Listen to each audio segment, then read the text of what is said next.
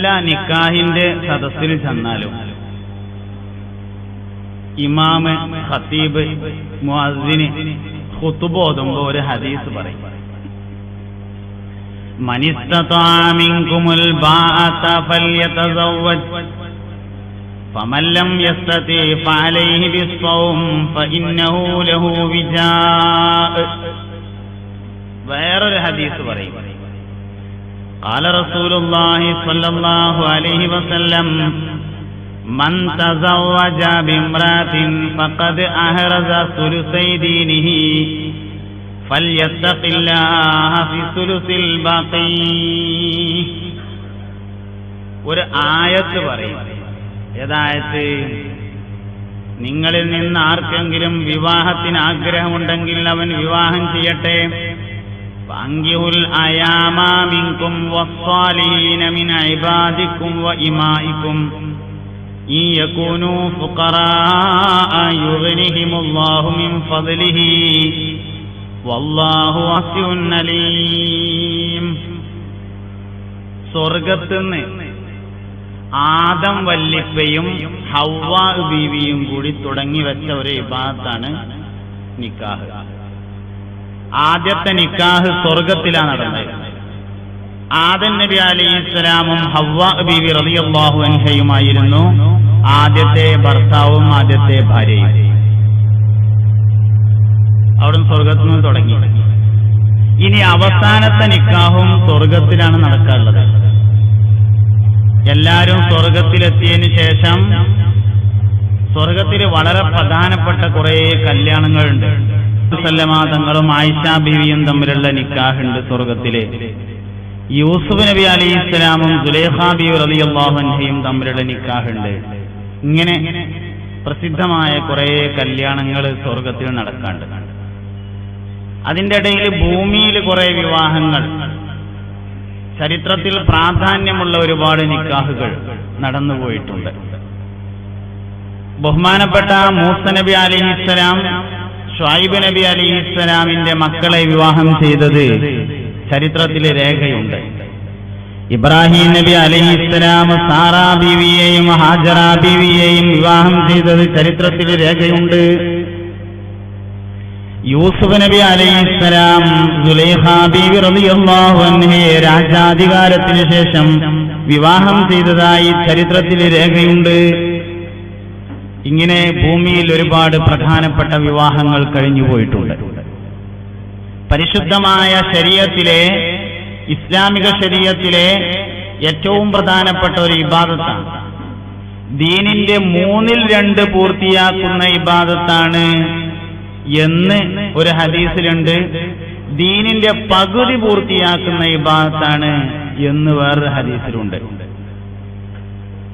ഇതിന്റെ ബാക്കി, ദീനിന്റെ പകുതി നിക്കാഹാണ്, അതിന്റെ ബാക്കി തഖ്വയാണെന്നാണ് ഹദീസിൽ പറഞ്ഞത്.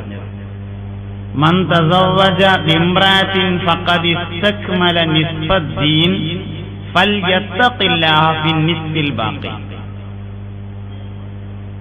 ഒരാള് ആർക്കെങ്കിലും നിക്കാഹ് ചെയ്യാൻ കഴിഞ്ഞാൽ അവൻ നിക്കാഹ് ചെയ്യട്ടെ. അവൻ ദീനിന്റെ പകുതിയെ പൂർത്തീകരിച്ചു.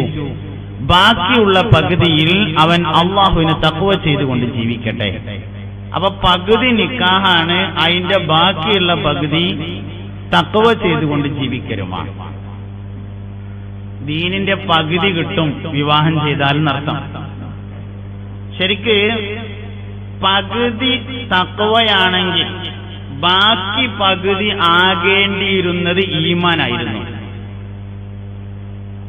ശ്രദ്ധിക്കാൻ കഴിയുന്നവർ ശ്രദ്ധിക്കാം. പകുതി തഖ്വയാണ്. നമ്മളെല്ലാ കല്യാണത്തിന്റെ സദസ്സിൽ ചെന്നാലും ഈ ഹദീസ് കേൾക്കും. ഒരാൾ കല്യാണം കഴിച്ചാൽ ദീനിന്റെ പകുതി പൂർത്തിയാക്കി, ബാക്കി പകുതി അള്ളാഹ്ക്ക് തഖ്വ ചെയ്യട്ടെ. അപ്പൊ രണ്ടാമത്തെ പകുതി തഖ്വയാണെങ്കിൽ ആദ്യത്തെ പകുതി ആകേണ്ടിയിരുന്നത് ഈമാനായിരുന്നു. കാരണം ലില്ലദീന ആമനു വക്കാനു യത്തഖൂൻ എന്നാണ്. ഈമാനുള്ളവരോടാണ് മുത്തഖീങ്ങളാവാൻ പറഞ്ഞിട്ടുള്ളത്. അപ്പൊ ആദ്യത്തെ പകുതി ആവേണ്ടിയിരുന്നത് ഈമാനാണ്. ആ ഈമാനിന്റെ സ്ഥാനത്താണ് യഥാർത്ഥത്തിൽ നിക്കാഹിനെ പറഞ്ഞിട്ടുള്ളത്. അപ്പൊ അതിന് നമുക്ക് മനസ്സിലാക്കാൻ കഴിയുന്ന ഒരു കാര്യം, നിക്കാഹ് കൊണ്ട് ഈമാനിന്റെ വർധനവാണ് ഉണ്ടാവേണ്ടത്. ഉള്ള ഈമാൻ നഷ്ടപ്പെടലല്ല യഥാർത്ഥത്തിൽ ഉണ്ടാവേണ്ടിയിരുന്നത് എന്നാണ് അതിൽ നിന്ന് മനസ്സിലാക്കാൻ കഴിയുന്നത്. പ്രായമായവർ ഈ സദസ്സിലുണ്ട്, യുവാക്കളുണ്ട്, ഉമ്മമാരുണ്ട്, യുവതികളുണ്ട്, കുട്ടികളുണ്ട്, ഒരുപാട് ആൾക്കാരുണ്ട്. അപ്പൊ എല്ലാവരെയും കൂടിയും പരിഗണിച്ചുകൊണ്ടാണ് ഞാൻ ചില കാര്യങ്ങൾ പറയേണ്ടത്. ഇന്നിപ്പോ പത്ര മാധ്യമങ്ങളിലൊക്കെ നിറഞ്ഞു നിൽക്കുന്ന വലിയൊരു വിഷയമാണ് ചാടിപ്പോക്ക്. ഒരു ദിവസം നേരം വെളുക്കുമ്പോത്തിന് ആരും ആരെ കൂടെയും ചാടിപ്പോകൊന്നുമില്ല. 5 ഘട്ടങ്ങൾ കഴിഞ്ഞതിന് ശേഷം മാത്രമാണ് ചാടിപ്പോക്ക് നടക്കുന്നത്. എല്ലാ രക്ഷിതാക്കളും മനസ്സിലാക്കണം, എല്ലാ കുട്ടികളും മനസ്സിലാക്കണം ഈ കാര്യം. 5 ഘട്ടങ്ങൾ കഴിഞ്ഞതിന് ശേഷമാണ് ചാടിപ്പോക്ക് എന്നാണ്. 3 തരത്തിൽ ലോകത്ത് കല്യാണം നടക്കുന്നുണ്ട്, നിക്കാഹ് നടക്കുന്നുണ്ട്. 3 തരത്തില് നിക്കാഹ് നോക്കേണ്ട എല്ലാ കല്യാണങ്ങളും 3 തരത്തിലാണുള്ളത്. ഒന്ന് സാധാരണ നോർമൽ കല്യാണം, മാരേജ് എന്ന് പറയും കല്യാണം. രണ്ടാമത്തൊരു കല്യാണമുണ്ട് അറേഞ്ച്ഡ് ലവ് മാരേജ് എന്ന് പറയുന്ന, പ്രണയത്തിനു ശേഷം പിന്നെ വാപ്പിയമ്മയൊക്കെ അറിഞ്ഞ് ഇന്നഞ്ഞ് കെട്ടിച്ചു കൊടുക്കാൻ തീരുമാനിച്ചിട്ടുണ്ടാവുന്ന കല്യാണം. ഇതിനെയാണ് അറേഞ്ച്ഡ് ലവ് മാരേജ് എന്ന് പറയുന്നത്. മൂന്നാമത്തൊരു കല്യാണമുണ്ട്, അത് ലവ് മാരേജ് എന്ന് പറഞ്ഞതാണ്. പ്രണയിച്ചു, ആരും സമ്മതിച്ചില്ല, അവസാനം രജിസ്റ്റർ വിവാഹം നടന്നു, ഓല് പോയി, സ്പീഡിൽ വരുന്ന ട്രെയിനിന്റെ ഇടയ്ക്ക് ചാടിയിട്ട് തലവെച്ച് അവസാനിച്ചു. അതാണ് ലവ് മാരേജ് പറയുന്നത്. ഇങ്ങനെ ലോകത്ത് 3 കല്യാണം. ഏത് കുട്ടിനോട് ചോദിച്ചാലും മോനെ ഇതിൽ ഏറ്റവും നല്ല കല്യാണം ഏതാന്ന് ചോദിച്ചാലും മാരേജ് ആണ് എന്ന് പറയും.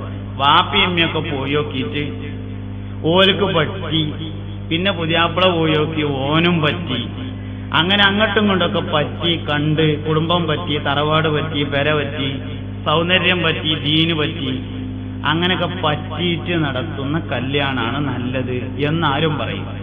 അത് തർക്കമില്ലാത്ത വിഷയം. തർക്കമുള്ളത് എവിടെ വെച്ചാല് ട്രെയിനിന് തല വെക്കണ അത് ഏതായാലും വേണ്ടെന്നും എല്ലാവരും പറയും. ട്രെയിനിന് തല ഏതായാലും വെക്കണ്ട അതും എല്ലാവരും പറയും. നടുക്കൊരു സാധനം ഉണ്ട്, അതിമേണ് ഈ പ്രശ്നം നടക്കുന്നത്. അറേഞ്ച്ഡ് ലവ് മാരേജ് എന്ന് പറഞ്ഞ ഇമേണ് സംഗതി നടക്കുന്നത്. സ്കൂളിൽ പോകുമ്പോ, കോളേജിൽ പോകുമ്പോ, അല്ലെങ്കിൽ അവിടുന്ന് ഇവിടുന്നൊക്കെ കണ്ടു, ഇഷ്ടപ്പെട്ടു, രോഗിയായി, വാപ്പിയമ്മയൊക്കെ അറിഞ്ഞാല് ആദ്യമൊക്കെ എതിർത്താലും പിന്നെ അവസാനം മൂല് കെട്ടിച്ചു തന്നേക്കാം എന്ന നേരിയ ഒരു പ്രതീക്ഷ അങ്ങനെ നിലനിർത്തിയിട്ട് ഇങ്ങനെ അതിനിടക്ക് പറ്റുന്ന ചില വർത്താനൊക്കെ വാപ്പിയമ്മയും പറയും. കുടുംബമൊക്കെ പറ്റിയാണെങ്കിൽ നോക്കാറുണ്ടോ എന്ന് ഇടക്ക് പറയും. അപ്പൊ കുട്ടി എന്ത് മനസ്സിലാക്കി? കുടുംബം പറ്റാത്തതാണ് പ്രശ്നം, അല്ലാത്ത കുഴപ്പമൊന്നുമില്ല എന്ന് മനസ്സിലാക്കും. അങ്ങനെയാണ് ഇടക്കിടക്ക് ഓരോ വർത്താനങ്ങളൊക്കെ പറയും. അത് ഞമ്മക്ക് തീരെ യോജിക്കാത്തതുകൊണ്ടാണെന്ന് പറയും. തറവാട് കൊണ്ട് ഒരിക്കലും ഒക്കണില്ല, അല്ലെങ്കിൽ ദൂരെയാണ്, ഇങ്ങനത്തെ കാരണങ്ങളൊക്കെയാണ് പറയുക. അപ്പൊ കുട്ടി എന്താ മനസ്സിലാക്കുന്നത്? ദൂരമായി എന്നതേ പ്രശ്നമുള്ളൂ, അല്ലെങ്കിൽ എന്റെ വാപ്പാക്കൊരു കുഴപ്പമില്ല, അല്ലെങ്കിൽ എന്റെ അമ്മക്കൊരു കുഴപ്പമില്ല എന്നാണ് അവരെത്തുന്നൊരു തീരുമാനം. സ്വാഭാവികമായിട്ടും പ്രതീക്ഷയോടുകൂടെ കാത്തിരിക്കും. കാരണം ആദ്യമൊക്കെ കുറെ എതിർപ്പുണ്ടായാലും പിന്നെ നടന്നേക്കാം എന്ന് തോന്നും. അറേഞ്ച്ഡ് ലവ് മാരേജിന് എന്താ പ്രശ്നം? അതാണ് നമ്മൾ മനസ്സിലാക്കേണ്ട കാര്യം. അറേഞ്ച്ഡ് ലവ് മാരേജിന് വലിയൊരു പ്രശ്നമുണ്ട്.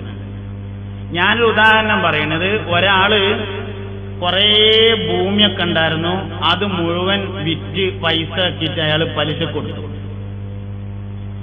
ഭയങ്കര ബിസിനസ്, പലിശയാണ് ഇടപാട്, അല്ലെങ്കിൽ ഹറാമായ എന്തെങ്കിലും ഇടപാട്. ഒരാൾ കള്ളുചാപ്പ് നടത്തിയിട്ട് കുറെ പൈസ ഉണ്ടാക്കി, സിനിമകൾ നടത്തിയിട്ട് കുറെ പൈസ ഉണ്ടാക്കി. കുറെ പൈസക്ക് ആയതിന്റെ ശേഷം മൂപ്പര് തീരുമാനിച്ചു എല്ലാ കൊല്ലവും ഈ പൈസ കൊണ്ട് ഹജ്ജിനും ഉംറക്കൊക്കെ പോവുക, കുറെ ആൾക്ക് സ്വതക്കൊക്കെ കൊടുക്കുക. എന്താ നിങ്ങളെ അഭിപ്രായം? ആരും പറയും ഒരു കാര്യമില്ല അതുകൊണ്ട്, കാരണം ഓ മനുഷ്യന്മാരെ പറ്റിച്ചിട്ടും പലിശന്റെ പൈസയൊക്കെ കൂടിയാണ് എന്ന് പറയും. എന്താ വിഷയം?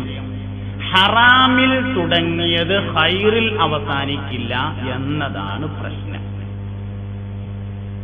അറേഞ്ച്ഡ് ലവ് മാരേജിന്റെ പ്രശ്നം എന്താ? പാപ്പിമ്മയൊക്കെ സമ്മതിച്ചാലും തുടങ്ങിയത് ഹറാമിലല്ലേ? ആദ്യം ബസ് സ്റ്റോപ്പിൽ നിന്ന് കണ്ടത് ഹറാമല്ലേ? പിന്നെ ഫോൺ ചെയ്തത് ഹറാമല്ലേ? പിന്നെ ടൂർ പോയപ്പോ അടുത്ത് ഇരുന്നത് ഹറാമല്ലേ? കാണാൻ വേണ്ടി പിന്നെ പോയി നിന്നത് ഹറാമല്ലേ? 5-6 കൊല്ലായിട്ട് ഹറാമിലല്ലേ ഉള്ളത്? ഹറാമിൽ തുടങ്ങിയത് ഖൈറിൽ അവസാനിക്കൂല എന്നതാണ് അറേഞ്ച്ഡ് ലവ് മാരേജിന്റെ പ്രശ്നം. അതുകൊണ്ട് തന്നെ 99.5% പ്രണയ വിവാഹങ്ങളും പരാജയത്തിലാണ്.